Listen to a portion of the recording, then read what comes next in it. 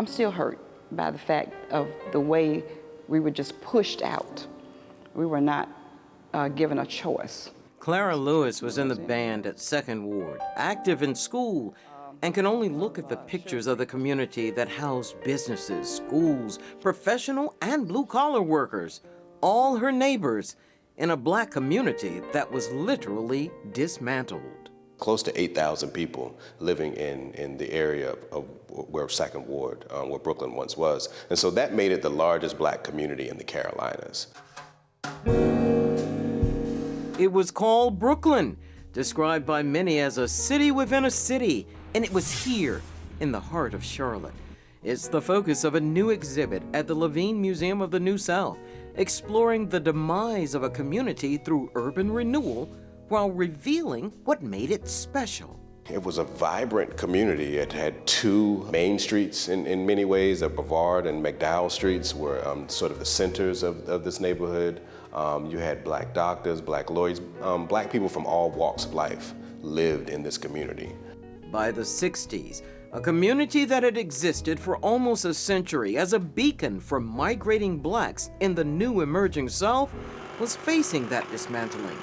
Brooklyn would never be the same. These became the places where they decided to move people out politically. Money was used to start redevelopment. Imagine losing your home and every place that you love. How would you feel? Where would you go? Born and raised here, I've been here all my life, so why all of a sudden do we have to move? What is happening to our neighborhood? Where are people going? What's going to become of us? Where are we going to go? They left, and there were very few places where they could go replace those homes because of prices. Longtime realtor J.C. Kuzar was just starting out as an appraiser, hired by the attorney representing residents who wanted fair value for their homes. But many neighborhood businesses didn't survive. A lot of people moved to Batesford Road, and some of them opened up stores. Now all those stores are gone now. They had promised once they get everybody out, they're gonna come back and put new houses in. They're gonna fix up the Second Ward, or build a new school, Second Ward, high school. So I said, okay, maybe they'll do this. Frank Manigo's father was among the ones who hired the attorney, and they were among the last families to leave Brooklyn. But the then North Carolina Central student had his own concerns about the urban renewal deal. If they're gonna do this, why don't they give us some plans of what they're gonna do and show us or something on paper? They did a lot of talking, but I didn't see a whole lot of paperwork. So right then I started thinking, well, once they get us out of here, they can do anything they want. And that's what happened. They call them slums or ghettos. They were just neighborhoods as far as we were concerned, but they were not as valued as other neighborhoods. Kelly Alexander's block in Brooklyn is now the home of NASCAR's museum and Whole Foods. His family started a funeral home business that also moved from Brooklyn, and he looks with irony at today's programs. Now we call it economic development, and we talk about affordable housing, and we have more of a sense that things have to have some equity involved with them. But back then, no.